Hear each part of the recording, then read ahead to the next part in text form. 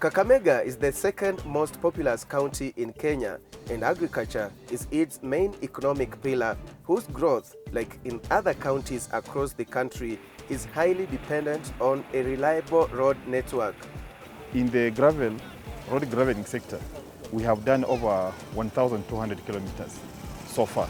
In the other area of bitumen, upgrading of the gravel roads to bitumen standards, so far we have done 11 kilometers, but mostly in the urban areas, Mumias and Kakamega town. Bitumen is tarmac. We have done so far over 12 bridges. 11 are complete, then there are those that are ongoing. The Kakamega Roads Minister says the county's strategy is to share the resources per ward equally. What we call the 10-kilometer ward-based project. Each ward we are constructing, the ministry is undertaking that program, 10 kilometers this financial year, and we have 60 wards. So that means we are currently doing 600 kilometers.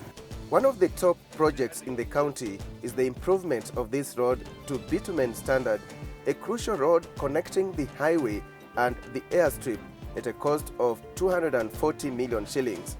The stretch is 7 kilometers long. As a ministry, we were allocated 1.77 billion. 3.6% was recurrent budget. Then the remainder went towards what? Development.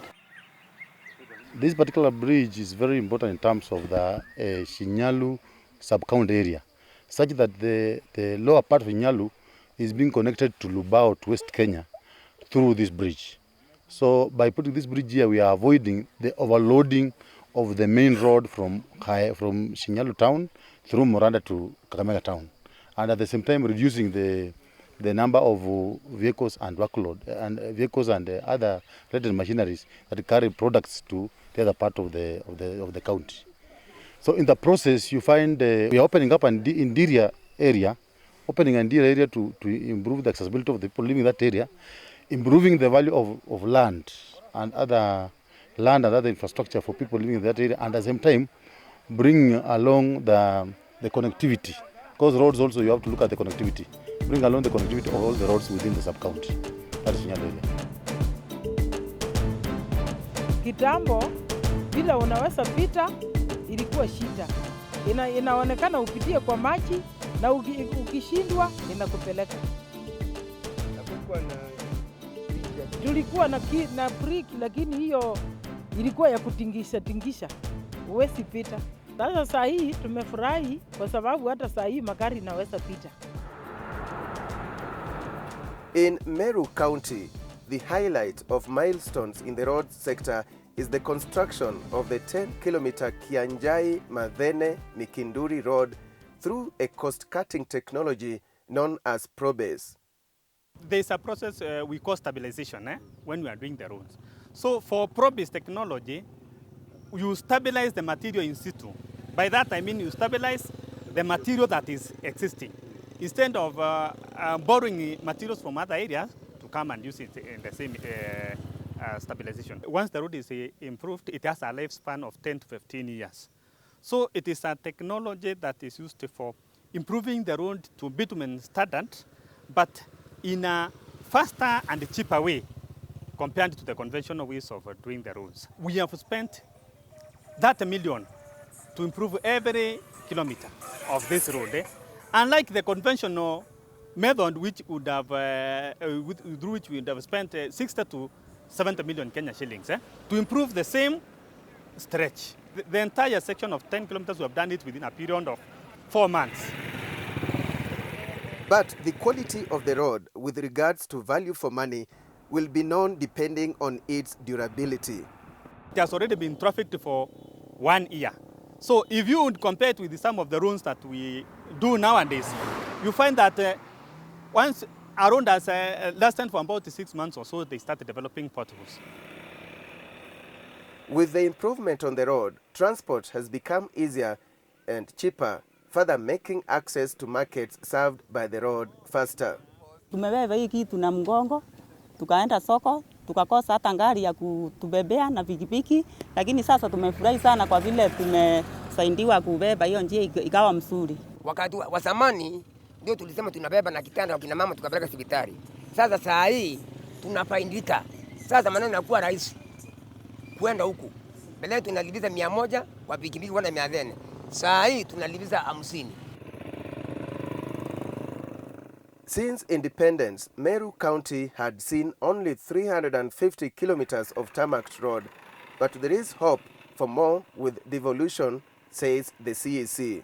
And for the last 3 years we've been working, we have been able to improve a 1,500 kilometer network, as well as opening new routes completely. And at what cost? From our budget of around 850 million, you find that we have around 50 million that goes to salaries, the operations, part of it. With around 105 million Kenyan shillings to acquire new equipment.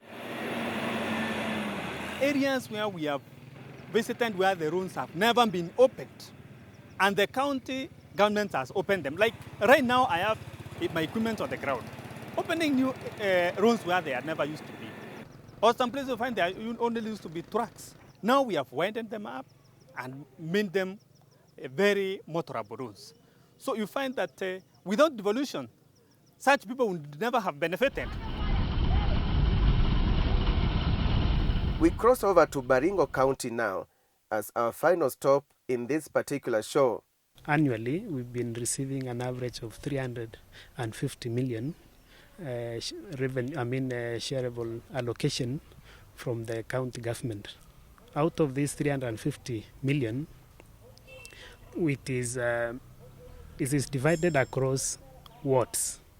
Every ward every year has been getting an average of 6 million for improvement of the existing roads and opening up of new roads, and also construction of footbridges. Like other counties, Baringo County has invested in machinery in order to reduce the cost of construction. We procured one roller, one low loader. We have 3 motor graders, 3 dozers, 3 trucks. These ones have greatly helped to reduce the cost of construction. It has cut the cost by half. A road which could have costed us 10 million, using our county equipment, we spend less than 3 million to do that road. But some are not satisfied with the quality of roads being improved.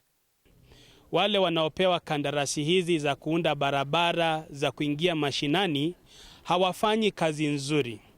Tukichukua kwa mfano barabara hii inayoanzia Kiptagich, inapita Kesetan, inapita Kaplel mpaka Kapkelelwa, tunaona iliundwa mwaka mmoja uliopita, lakini kwa sasa barabara hii haipitiki kwa sababu maji imeharibu barabara hii. For every road project we are doing, we make sure that there is a road committee made up of the local communities, so that if a contractor is supposed to supply 100 lorries of maram, the community are there to supervise, to ensure the 100 lorries are delivered on time. And also the right quantities. So that is one way we've made sure that we have value for money by having the committees in place. And this is the 1-kilometer road from Kabarnet town to a place called Buruburu towards Kapkut that has just been completed.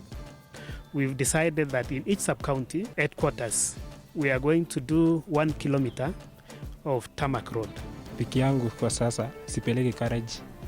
Saa hii barabara imekuwa nzuri, pikipiki haiharibiki ovyo ovyo. A lot of counties bought graders and again also use some of the little money they have again indeed to make sure that the small roads going to markets, going to farms are opened up. A few counties have even gone ahead and did some tarmacking of some small sections of roads. But generally speaking, counties don't have money to tarmac roads, because typically the cost of tarmacking a kilometer of a road ranges between 60 million shillings and 80 million shillings. The moment you do 10 10 kilometers, you're talking about in excess of $500 million shillings. We've come to the end of the program, but be sure to get more testimonials on the results of the devolution of the road sector, including concerns and suggestions on the way forward in our next program. Same time, same channel. I'm your host, Alex Chamwada, and on behalf of the crew, thank you for watching.